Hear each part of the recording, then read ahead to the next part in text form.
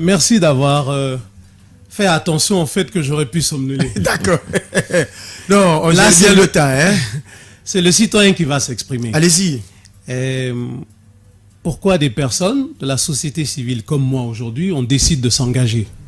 Pourquoi dans ma présentation, on m'a présenté comme un citoyen engagé? Je ne remets pas en cause le parcours et la personnalité du ministre Macarena. Mais depuis le début de l'émission, ça symbolise un peu la situation dans laquelle nous sommes aujourd'hui. Le bourbier. Exactement. Dans son intervention, il a eu à dire que la Guinée et les Guinéens étaient face à de multiples défis. Et parmi ces défis, il y a même des urgences. Et dans la résolution de ces crises, qu'est-ce que nous, citoyens, quel est notre rôle? C'est d'écouter les solutions qu'on pourrait nous proposer et essayer modestement d'y remédier. Exactement. La classe politique guinéenne, malheureusement, à l'image de ce qu'on vient d'entendre, est concentrée sur elle-même un peu. Elle a oublié sa mission première, que la Constitution lui a dévolue et qu'elle-même, elle l'entend assumer et qu'elle affirme dans son affirmation. Son rôle devait être de générer des projets de société. Mais en tant que citoyen... Chaque parti, par exemple, se dote d'un projet de société. Je l'attends, monsieur Condé. Allez-y. À ce jour, j'en ai pas vu. Ah bon? Sincèrement. Vous avez fait le tour des J'ai fait le tour des états-majors des partis politiques. J'écoute les hommes politiques. Qu'est-ce qu'on fait pour la gestion des déchets de Conakry? Quels sont les projets des partis politiques? En tant que parti politique. En tant que parti politique. Qu'on soit de la mouvance présidentielle ou qu'on soit de l'opposition, on est dans une position structurelle puisqu'on veut accéder au pouvoir, on gère. D'avoir une approche à propos de tous les sujets existentiels. Quel est le rôle premier de l'opposition? Et elle a le temps de le faire. Et c'est son rôle dans toutes les démocraties dans le monde. C'est de proposer et de préparer un projet. J'aurais aimé entendre quelles sont les solutions des différents partis politiques pour régler le cas des déchets à Conakry. Demain, ils veulent nous diriger ou aujourd'hui, ils nous dirigent. Mais quelles sont les solutions? Nous, en tant que citoyens, nous travaillons et nous réfléchissons à ça. Je peux vous parler de la gestion des déchets. Peut-être que ma solution n'est pas bonne. Mais au moins, il y a une réflexion. Il y a une piste de solution. Donc, j'aimerais, en tant que citoyen, et respectueusement, demander au ministre Macarena de produire des projets de société qui soient diffusés, d'assumer leur rôle que la Constitution leur confère et qui se sont attribués à eux-mêmes. Le sujet qui nous lie, le sujet même de votre organisation est l'avenir de la Guinée. C'est l'essentiel. Mais trop souvent, on a l'impression qu'ils sont dans une position égocentrique. Trop d'énergie, trop de temps, exactement, à parler d'eux-mêmes et non à parler de la Guinée. Et c'est ce qu'on a fait cette première année. À parler d'eux-mêmes, mais il faut bien avoir aussi en face un gouvernement, un président de la République qui a la capacité d'écouter et de prendre le meilleur de ce qu'on lui propose. Tout à fait. Et on vient de parler de propositions. Quel est le rôle du gouvernant? C'est d'apporter des solutions aux problématiques présentes et d'expliquer à la population la méthodologie. Voilà le problème, voilà comment nous l'abordons et dans quel temps nous comptons le résoudre. Ça, c'est le rôle du gouvernant. Mais c'est son rôle. Et c'est dans notre rôle d'attendre des solutions. C'est tout l'objet de l'autorité. Est-ce que le pays est bien géré aujourd'hui, à votre avis? Aujourd'hui, je dirais que globalement, nous avons des lacunes et que dans certains domaines, il y a des avancées et dans d'autres domaines, nous n'avançons pas comme nous aurions pu avancer. Tout citoyen peut faire ce constat. Moi, j'ai participé à la campagne présidentielle 2010. Avec le ministre, nous nous sommes connus dans ce cadre. Pour quel camp? J'étais dans le camp RPG Arc-en-Ciel. J'étais dans une commission, on avait comme président Alassane Condé, et notre rôle, c'était de participer à l'élaboration du programme de société. Donc en tant que citoyen, je me suis engagé. Comme d'autres se sont engagés. Mais ce qui nous liait, notre espoir, c'était que la démocratie nous amène du progrès social et économique. C'est le seul enjeu. C'est ce qui liait toutes les personnes qui se sont engagées dans les élections présidentielles. Je scinde en deux. Il y avait l'intention et les projets. Qu'est-ce qui s'est passé à l'arrivée au pouvoir? Le président, il a fait un audit et il nous a dit qu'il a constaté une situation. Donc, qu'est-ce qu'il a dit? Nos intentions vont rentrer en confrontation directe avec les possibilités du moment. Budgétaire, la disponibilité financière, économique et financière. Parce qu'il y a aussi économique. Tout n'est pas finance. Ouais. Donc, nous allons d'abord permettre de créer des conditions financières à l'élaboration de notre programme. Et jusqu'aujourd'hui, nous sommes dans cette situation. La volonté est en confrontation avec les possibilités. avec les réalités économiques. Exactement. Dans cet ordre, il y a eu des priorités. L'énergie. Qu'à l'État. Exactement. Qu'à l'État, il y a eu des avancées. Mais à côté de ça, il y a eu, et c'est un peu ce qui rend difficile, la situation économique et financière a généré des problèmes sociaux qui eux-mêmes ont généré des attentes fortes. Et c'est là que le bas blesse. La demande est forte. Exactement. La demande est excessivement forte. Et les Guinéens ont raison d'avoir une demande forte. Parce que la promesse démocratique, c'était un lendemain meilleur. Ouais. Maintenant, c'est une question de pédagogie. Où, quand, comment, quelle priorité nous pourrons combler. Ça manque à ce gouvernement. Il faut de la pédagogie. Oui, forcément. J'étais dans une commission qui était composée essentiellement d'anciens ministres et des cadres. Donc c'est des gens par leur expérience. Des cadres rompus. Tout à fait. Donc par leur expérience, c'était des hommes d'État. Donc moi, j'ai pu bénéficier pendant 9 mois de leur regard, de leur expérience. Et j'ai appris beaucoup. Donc des cadres, moi j'en ai vu, puisque ma commission s'appelait la commission des cadres. Voilà. À laquelle appartenait Makanera. Je pense qu'il était dans notre... pas militant du RPG, j'étais sympathisant. Je suis un citoyen engagé et politiquement, je suis indépendant. D'accord. Vous fait part, il vous a fait part de son expérience et de ses sentiments. C'est un citoyen guinéen, il a ses appréciations et il est libre de le porter. Des appréciations évolutives.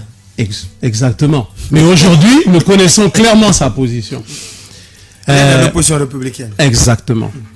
Ce qui est important pour moi, sincèrement, c'est le présent de la Guinée et son avenir. Et je ne voudrais pas qu'on personnalise le débat. Les hommes viennent et passent. La structure des mains. La politique n'est pas le fruit d'un consensus. C'est un mensonge de le dire. Et c'est très dangereux de le faire croire à la population. La politique a des lignes de démarcation. C'est aussi, en démocratie, il y a des avantages et des inconvénients. Quand vous êtes d'un bord politique, c'est vrai ici et ailleurs. Ceux qui sont favorables au président Alpha Condé et à son action sont structurés intellectuellement pour voir en lui le meilleur de ce qu'il fait. C'est inné à leur engagement. Ceux qui lui sont opposés sont structurés pour ne voir que les effets négatifs. Ils sont entretenus dans ce sens. Et dans tous les pays du monde, cela se passe comme ça.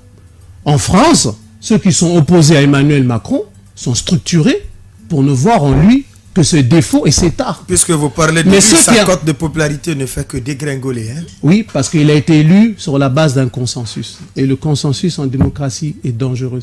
Il vaut mieux, selon moi, une minorité positive et claire qu'une majorité déficiente et confuse. Exactement. Donc, c'est ce que je disais, le plus important, c'est qu'en tant que Guinéens, nos réflexions soient sur la Guinée. Ce que nous-mêmes, citoyens, je veux un peu amener à ça. Qu'est-ce que nous pouvons faire pour la Guinée? Alpha Condé seul ne pourra pas tout. Celui qui était là avant lui, celui qui viendra après lui ne pourra pas tout. Si nous déléguons à Alpha Condé et aux partis politiques guinéens l'ensemble des solutions que nous attendons, nous allons attendre longtemps. Ce n'est pas un manque de volonté, mais ils ne pourront pas. La société civile a son rôle à jouer. Je vous ai donné un exemple. Moi, j'ai fait une proposition pour pouvoir nettoyer Conakry. J'en avais parlé publiquement. On aurait su que c'est peut-être pas la meilleure des solutions, mais qu'il y a une solution. Ouais. N'est-ce pas? C'est Donc j'aurais joué mon rôle citoyen. Si, mais juste une parenthèse, parce que vraiment, je dis, le sujet, c'est la Guinée et les Guinéens, c'est ce qui importe. Ouais.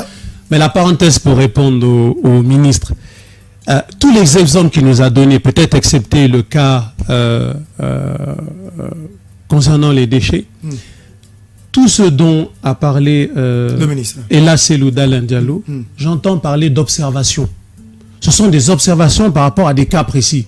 Les marchés publics, les passations des marchés. Mais ce ne sont pas des propositions. Je vous assure, monsieur le ministre, aujourd'hui, jusque dans le plus petit village en République de Guinée, on peut faire le constat. Ça, ce n'est pas de la politique. La politique, c'est proposer pour pouvoir avoir de l'adhésion et pouvoir mettre en œuvre. L'observation, on en entend. Je n'ai pas dit que je n'entends pas. La dénonciation, on entend. Ouais. Mais le rôle du politique, c'est de proposer concrètement. C'est ça votre rôle. Alors, changer, je veux participer à l'amélioration de mon pays et de mon espace de vie que je partage avec mes concitoyens de la même commune que moi. Donc je pense que c'est le rôle aussi du citoyen, au-delà de l'observation, de participer. Donc c'est pour ça que je veux me présenter à l'élection pour être, pour apporter des solutions, des réflexions et essayer de les mettre en œuvre. Voilà pourquoi je veux, c'est de l'engagement, simplement. Que nous avons commencé, ça fait un peu plus de 6 mois que nous sommes sur le terrain. Tous les jours, j'ai la chance de pouvoir faire 2-3 réunions dans les quartiers. C'est quoi le sujet d'abord? C'est d'amener les jeunes Guinéens et les anciens à se réapproprier l'espace public, à réfléchir, est-ce qu'ensemble, en tant que citoyens, nous pouvons agir sur notre environnement immédiat? Si la question est oui, est-ce qu'ensemble, nous pouvons le faire? Et jusqu'à aujourd'hui, je n'ai rencontré que des citoyens qui sont intéressés à l'avenir de leur espace commun. Et est-ce que nous avons l'opportunité de le faire? Oui, à travers la participation à ces élections.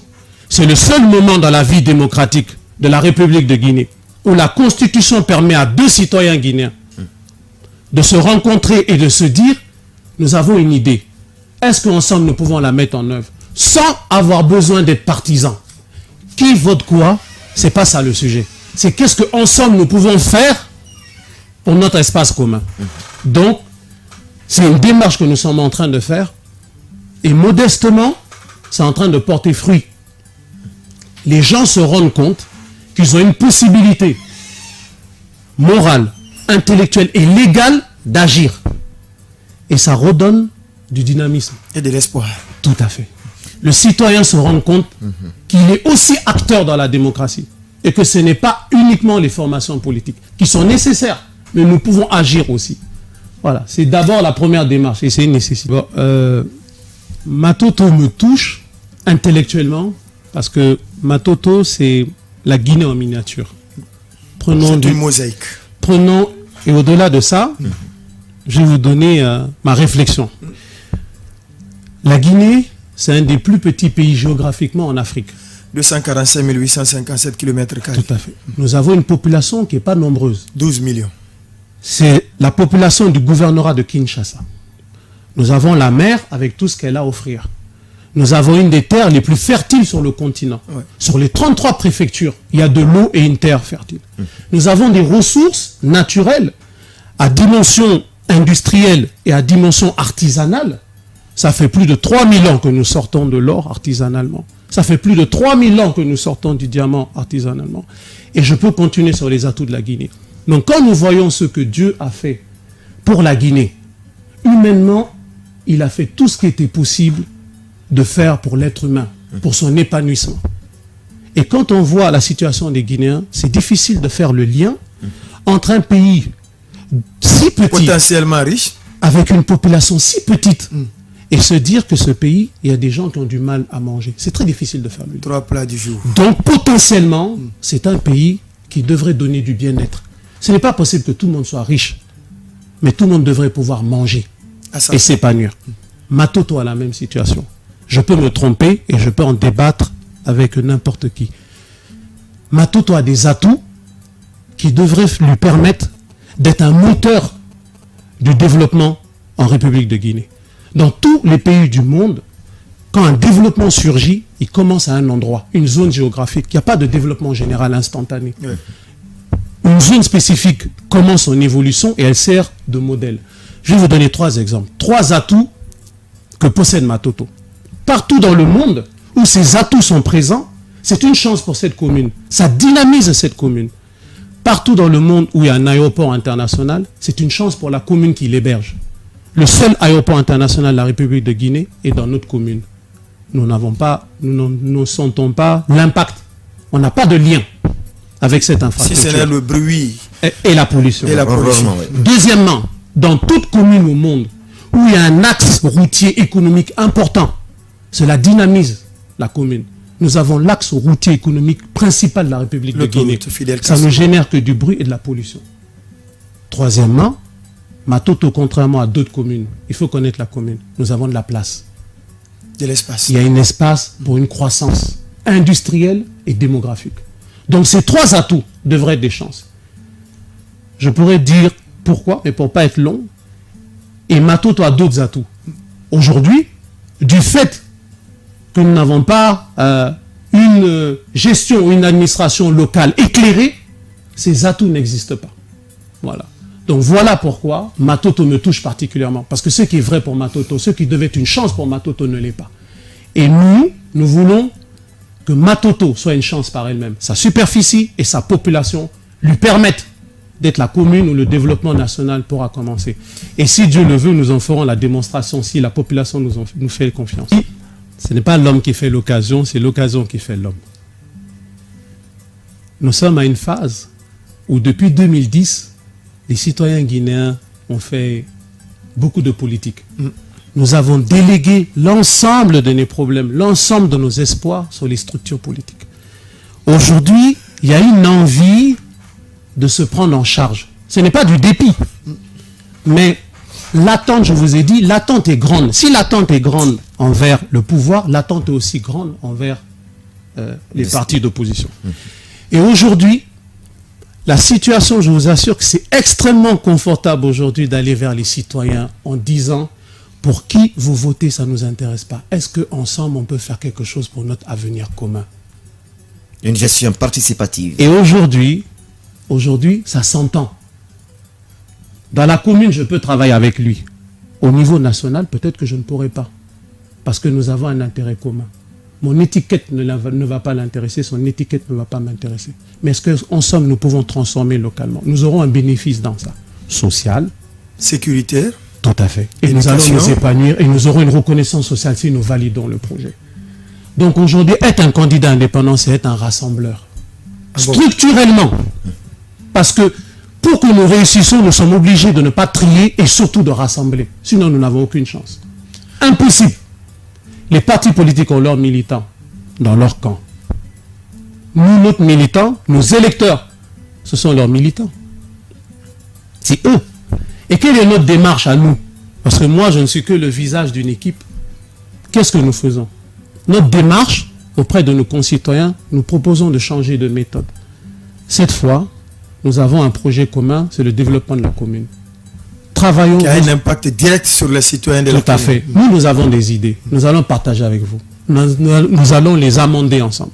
Vous avez des idées. Vous êtes des experts de votre vie. Vous avez des expériences que nous n'avons pas. Débattons ensemble. Et avant l'élection, faisons ensemble un programme que nous avons amendé. Et faisons de ce programme le candidat.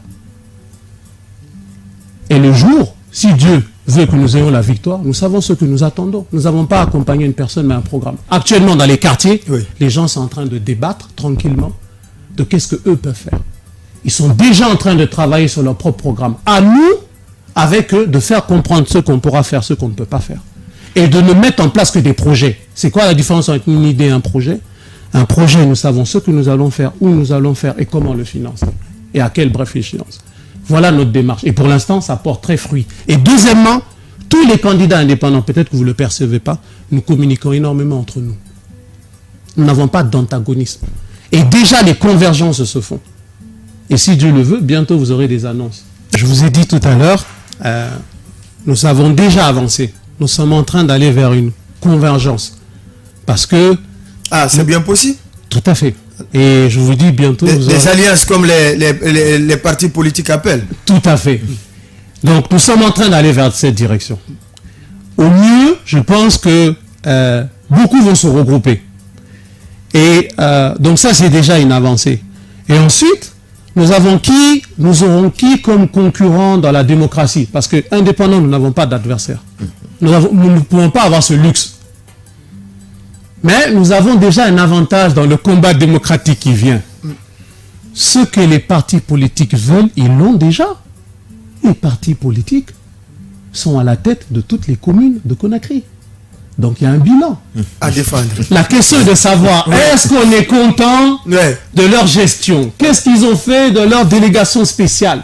Ils nous proposent l'avenir, alors que le présent, avec l'ensemble des prérogatives du code des collectivités locales, le même outil que nous allons utiliser. D'accord. Soyez rassurés, sincèrement, je ne sais pas pour les autres communes, mais le débat que nous allons avoir pour Matoto, ça ne sera que des débats de projets. C'est tout ce qui intéresse la population. Maintenant, nous ne ferons de débat que sur des projets. Soyez sûrs de ça. Et ça, je pense que ça va permettre d'éclairer la population. Et deuxièmement, je ne suis pas d'accord avec vous. Tout n'est pas politique. Et c'est ça le problème. Je comprends que vous voyez la vie en politique. Mais moi, je ne suis pas un politique. La politique est différente de la sociologie. L'histoire est différente, la culture est différente. La politique, c'est un des maillons de la vie sociale. Ne pensez pas, il y a une crise économique en Guinée. Les gens la vivent dans leur quotidien. Vous avez des citoyens qui n'ont que faire de la politique, mais qui vivent une crise économique. Pour vous, je comprends acteur politique. Pour vous, l'essentiel, c'est à partir du moment où une personne a un pouvoir, il pourra modifier les choses.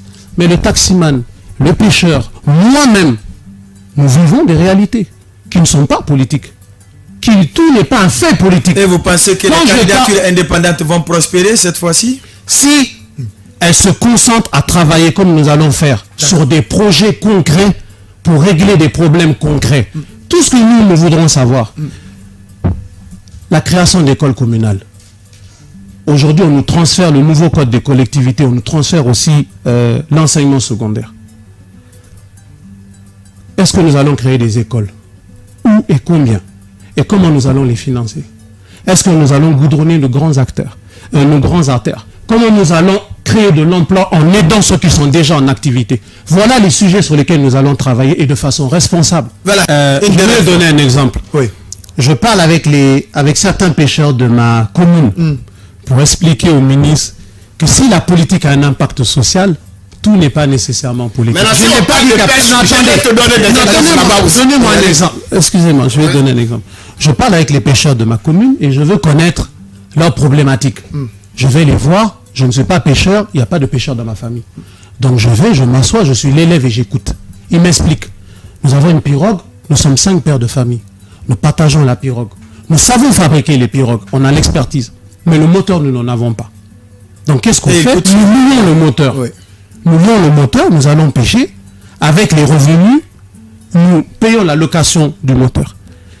J'ai eu un échange avec eux. Est-ce que dans cette problématique-là, c'est lié à la caisse unique? Non. Mais bien sûr. C'est la fin, M. Kaba. Donc déjà, je remercie M. Aboubakar Condé et Daouda. Je remercie le ministre, je remercie l'ensemble des auditeurs. Qu'est-ce que nous avons face à nous et qu'est-ce que nous partageons en commun? Nous avons face à nous des défis et des difficultés dans notre quotidien, que ce soit à titre individuel, dans nos familles ou dans notre société. Je pense encore aux victimes qui ont vécu une situation dramatique. C'est la première fois de ma vie que j'entends que des déchets se déplacent et tuent des gens comme si c'était une avalanche de neige. C'est extrêmement surprenant et dommage. Donc nous pensons encore aux familles. Dans le cadre du rendez-vous démocratique qui vient, quand est-ce que seront les élections, je ne sais pas. Mais il y aura 2 méthodes. Il y aura 2 profils de citoyens, 2 profils de démocrates. Un groupe se dira, nous sommes sur la droite ligne. Attendons des partis politiques qui nous proposent une solution.